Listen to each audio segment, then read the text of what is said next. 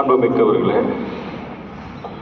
வலைதளங்களிலே காணொலிகளிலே தற்போது நிறைய அதிகமாக வரக்கூடியது, ஒரு நிறுவனத்தில் தலைவர் இருக்கிறாங்க அப்படின்னா, 2 தலைவர்கள் இருக்கிறார்கள் அப்படின்னா 2 தலைவர்களையும் முன்னாடி உட்கார வச்சுறாங்க. பின்னாடி பணியாளர்கள் எல்லாம் வரிசையாக நிற்கிற பொழுது இங்கே பின்னாடி இருந்து ஒரு குரல் ஏதாவது ஒரு செய்தியை சொல்லி, இப்போ உங்களுக்கு விடுமுறை வேணும் அப்படின்னா யாரை கேட்பீங்க அப்படின்னு சொல்லி கேட்குறப்ப நடுவில் நிற்கிறாங்க பணியாளர்கள். இப்போ இந்த 2 பக்கத்தில் இருக்கவங்கள்ட்ட வலதுபுறம் போகலாம், இடதுபுறம் போகலாம், அப்படியே மாறி மாறி மாறி மாறி வருகிறாங்க. இப்போ இதெல்லாம் காணொலியில் ஒரு எளிதாக காண கிடைக்கக்கூடிய ஒரு செய்தியாக இருக்கு. அது எதெல்லாம் பணியாளர்களுக்கு உகந்ததாக இருக்கிறதோ, அல்லது எதெல்லாம் முதலாளிகளுக்கு அல்லது அந்த நிறுவனத்தினுடைய தலைவர்களுக்கு உகந்ததாக இருக்கிறதோ, அதை பொறுத்து அவருடைய எண்ணங்களும் அவருடைய தெரிவுகளும் வேறுபடுகிறன. ஆண்டவர் இயேசு அவர் பின்னாடி நிற்க வச்சா இந்த மாதிரி 2 நபர்கள் இருப்பாங்களா கேட்டீங்கன்னா கிடையாது. ஆண்டவர் இயேசு ஒருவர் மட்டும்தான். அவர் பின்னாடி நாம் வரிசையாக நிற்போம். அது எது சூழ்நிலையாக இருந்தாலும் சரி, எப்படிப்பட்ட காரணங்களாக இருந்தாலும் சரி, அவர் பின்னால் மட்டும்தான் நாம் நிற்போம். அவர் தான் ஆண்டவர் இயேசு சொல்றாரு. நற்செய்தியினுடைய யோவான் நற்செய்தி 10வது அதிகாரம் 14வது இறைவார்த்தையில் சொல்றாரு, நான் என் ஆடுகளை அறிந்திருக்கிறேன், என் ஆடுகளும் என்னை அறிந்திருக்கிறன.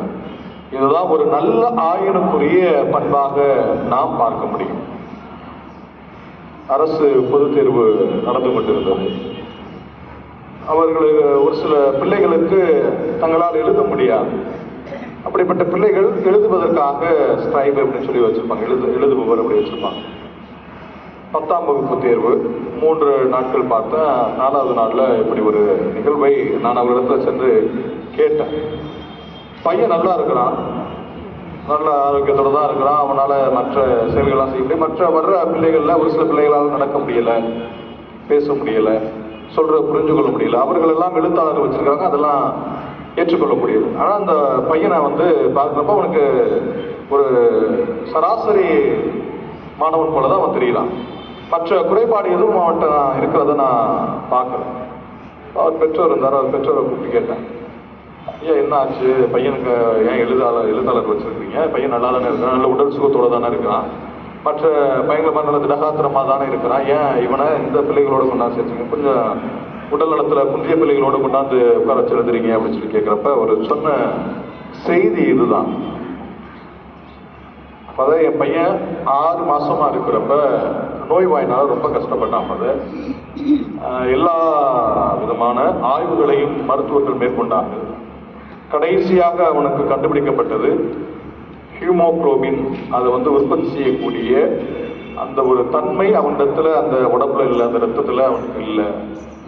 ஒரு மாசம் அவனுடைய ரத்தத்தை மாற்றிக்கொண்டே இருக்க வேண்டும். இதுதான் அவனுக்கு இருக்கக்கூடிய மிகப்பெரிய ஒரு நோய். இதற்காக நான் இங்கிருந்து எங்க போறேன் அப்படின்னா, ஒரு மாசமும் மெட்ராஸுக்கு போறேன். முதல்ல 3 வருஷம் அந்த மருத்துவமனையில இந்த ரத்தத்தை மாற்றுவதற்காக பணம் பெற்றார்கள். பிறகு என் சூழ்நிலையை புரிந்து கொண்டு, எனது பையனுடைய சூழ்நிலையை புரிந்து கொண்டு அவங்க என்ன பண்றாங்கன்னா, ரத்தம் மாற்றுவதற்கு பணம் வாங்குறது இல்லை. ரத்தத்தை யாராவது கொடுத்தாங்கன்னா அதுக்கு மட்டும்தான், அந்த ரத்தத்துக்கு மட்டும்தான் நான் பணம் செலுத்தணும். இதுதான் நடக்குது. ஒவ்வொரு முறையும் பையனை கூட்டிட்டு போறப்ப எனக்கு பிரச்சனை இல்லைங்க, நான் மெட்ராஸ் கூட்டு போறப்ப எனக்கு எந்த விதமான பிரச்சனையுமே இல்லை. ஆனால் அவன் மீண்டும் அங்கிருந்து வர்றப்பதான் அவனால் எதுவுமே செய்ய முடியாது. கையேறு நிலையில எந்த ஒரு காரியத்தையும் அவனால் செய்ய முடியாது. ஒரு நாள் சும்மாவே வீட்டில் படுத்தே இருக்கணும். உடம்பு அவ்வளவு அசதி அவனுக்கு கொடுக்கும் என்று சொல்லி சொன்னார். அந்த பையனுக்கு அந்த தேர்வு எழுத வந்த நேரத்தில் 16 வயது. சற்று யோசித்து பாருங்கள். 6 மாதத்தில் தொடங்கினது, அவனுடைய வாழ்க்கை முழுவதும் இருக்க போது. அந்த அப்பா ஒரு நேரத்துல கூட தனது மூஞ்சியை சுளிக்கவே இல்லை. ஐயோ, எனக்கு இப்படிப்பட்ட பையனை கடவுள் கொடுத்துட்டாரு, என்னை இப்படி வந்துட்டாரு, எந்த ஒரு செயலும் அல்ல, எந்த ஒரு காரியமும் அல்ல. இதுதான் உண்மையான ஆயன். தன் மகன் எப்படிப்பட்டவன், அவனுக்கு என்ன தேவை, எது கொடுத்தால் சரியாகும் என்பதனை இந்த தந்தை முழுவதுமாக அறிந்திருக்கிறார். அவனுக்கு தேவையானதை செய்கிறார். இயேசுவில் பிரியமானவர்களே, இன்னைக்கு கடவுள் உங்களுக்கும் எனக்கும் தேவையான எல்லாவற்றையும் வழங்க காத்து கொண்டிருக்கிறார். காரணம், அவர் நல்ல ஆயன். உங்களையும் என்னை குறித்து நமக்கு தெரியாத விஷயங்களையும் கடவுள் அறிந்தவராக இருக்கிறார். இன்னைக்கு அதுதான் தேவை. இன்றைய நாட்கள்ல தலைவர்களை நாம பல பேரை பார்க்கலாம். அவர்கள் என்ன பண்ணுவார்கள்? மேலே இருந்து கொண்டு தங்களுக்கு என்ற அதிகாரத்தை செலுத்துவார்கள். தங்களிடத்துல பதவி இருக்கிறது, பணம் இருக்கிறது, சொல்வதை செய்யக்கூடிய அளவுக்கு ஆட்கள் இருக்கிறார்கள் சொல்லி எல்லாவற்றையும் செய்வார்கள். ஆனால் ஆயன் இயேசு நல்ல ஆயனாக இருந்து கொண்டு தனது ஆடுகளுக்கு என்ன தேவையோ அதை தான் செய்வதாக ஆண்டவர் இயேசு குறிப்பிடுகிறார். கடைசி சொல்றாரு, நான் என் உயிரை கொடுக்கிறேன், நானாக கொடுக்கிறேன், யாரும் அதை இடமிருந்து பிடிக்க விட முடியாது. அப்ப கடவுள் உங்களுக்காக எனக்காக தன் உயிரை கொடுக்கிறார். இன்னைக்கு நாம வாழ்ற சூழ்நிலையில நம்ம குடும்பத்துல நாம் என்ன எதிர்பார்க்கிறோம்? எல்லாரும் என்னைய புரிஞ்சுக்கிட்டு நடக்கணும், என்னைய முழுசா ஏற்றுக்கணும். நான் எந்த தவறு செய்தாலும் அல்லது எந்த குற்றங்கள் செய்தாலும் குறைகள் இருந்தாலும் என்னை முழுவதுமாக ஏற்றுக்கொள்ளலாம். யாரா இருக்கட்டும், நானா இருக்கட்டும், நீங்களா இருக்கட்டும், யாராக இருந்தாலும் இதுதான் நாம் எதிர்பார்ப்பது.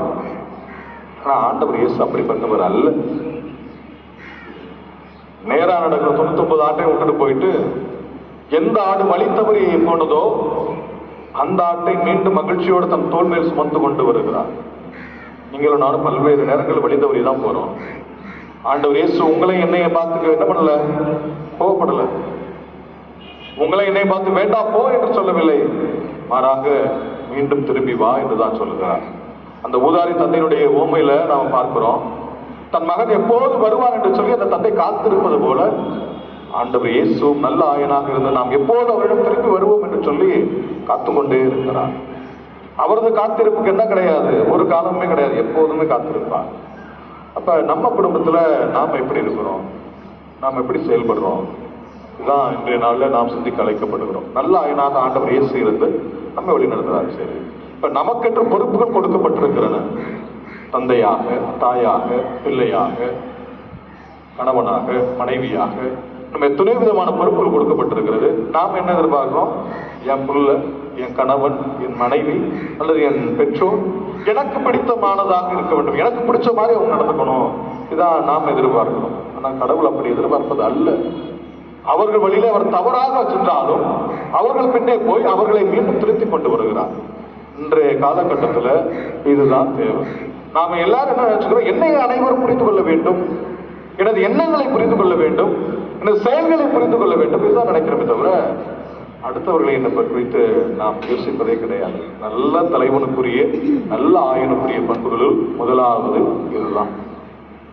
நான் சொல்றதை கேட்கிறியா? வெரி குட், நீ தான் நல்ல புள்ள. உன்னைய மாதிரி ஒரு புள்ள உலகத்துல உண்டா?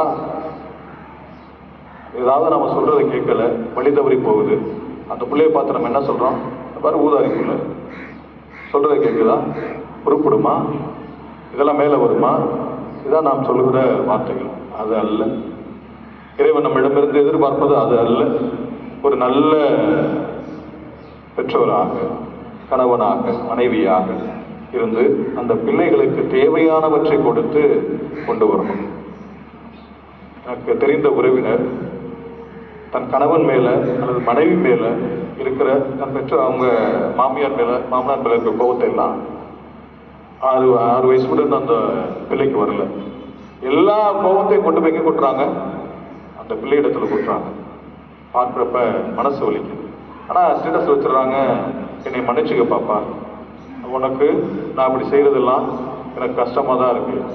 யாரு செய்ய சொல்றது? யாரு எங்க போகுமோ அங்கதான் போய் காட்டணும். அல்லது தவறானது அங்க போய் சொல்லுங்க. பிள்ளைகளை கண்டிப்பதில் தான் நாம் இருக்கிறோம். நமக்கு ஏதாவது ஒரு பிரச்சனையா பிள்ளைகளை போட்டு சாத்து அது அல்ல. நமது வாழ்க்கையை சற்று மாற்ற வேண்டும். எப்படி நாம் நமது பிள்ளைகளை வளர்த்தெடுப்பது, எப்படி நல்ல ஆயனாக இருந்து நம் குடும்பத்தை வழிநடத்துவது, இதுதான் கடவுள் இன்றைய நாளில் நம்மிடத்தை எதிர்பார்க்கிறார். பிரியமானவரே, நமது வாழ்க்கை எப்படிப்பட்டதாக வேணுமானால் இருக்கலாம். நிறைய நேரங்களில் முழுக்கு படுக்கைகள்ல அல்லது முள் மீது நடப்பதாக இருக்கலாம், கரடு முரடான பாதைகளில் நடப்பதாக இருக்கலாம். ஆனால் நம்மிடத்தில் ஒப்படைக்கப்பட்டவர்களை சரியான விதத்தில், சரியான முறையில், அணுகுமுறையோடு அவர்களை சந்தித்து அவர்களுக்கு தேவையானவற்றை கொடுத்து அவர்களை ஆற்றுப்படுத்தி நல் வழியில் நடத்துவதே நமக்கு கொடுக்கப்பட்டிருக்கிற மிகப்பெரிய ஒரு கடமையாக இருக்கிறது. அந்த கடமையை நாம் சரியாக செய்கிற பொழுது நீங்களும் நானும் நல்ல ஆயனாக இருக்க முடியும். அதுதான் இந்த நாள்ல கடவுள் சொல்றாரு, நான் என் ஆடுகளுக்காக உயிரை கொடுக்கிறேன், விரும்பி கொடுக்கிறேன்.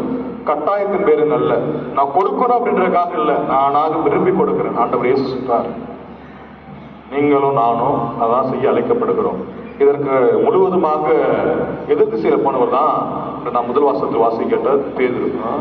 திருத்துதர் பேதுரு தனக்கு எப்படி பிடிச்சதோ அப்படிதான் மக்களை வழிநடத்துகிறார். தனக்கு பிடித்தவர்கள் யார் யூதர்கள் என்று சொல்லி யூத மக்களை மட்டும் அவர் ஏற்றுக்கொண்டு வழி நடத்துகிறார்.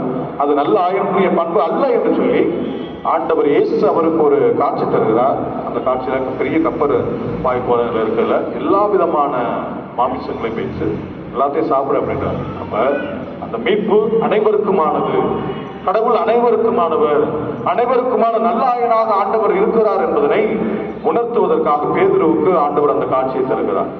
இன்னைக்கு நமக்கும் அப்படிப்பட்ட ஒரு உள்ளம் வேணும். என் உள்ளத்தை மாற்றுங்க ஆண்டவர். அன்னை ஆரோக்கிய தாய் இங்க வர்ற எல்லாருக்கும் தாயாக இருக்கிறார். எல்லாருடைய தேவைகளுக்காக பரிந்து பேசுகிறார். வேண்டாதவன் நமக்கு என்ன நினைச்சிட்டு இருப்போம், கணவனுக்கு மனைவியை பிடிக்காது, மனைவிக்கு கணவனை பிடிக்காது. ஆனா ஆரோக்கிய தாய் இருவருக்கும் தாயாக இருக்கிறார், இருவருக்காக பரிந்து பேசுகிறார். அப்ப நமக்குள்ள நாம் என்ன பண்ணிக்கணும், சமரசம் செய்து கொள்ள வேண்டும். நமக்குள்ள நாம் என்ன உருவாக்கி கொள்ளணும், சரியான புரிதல்களை உருவாக்கி கொள்ள வேண்டும். அப்படி நாம் செய்கிற பொழுது நிச்சயமாக நல்ல ஆயர்களாக இந்த மண்ணிலே வலம் வர முடியும். அதற்கான வரங்களை தொடர்ந்து கேட்டு திருப்பணியிலே மன்றாடுவோம்.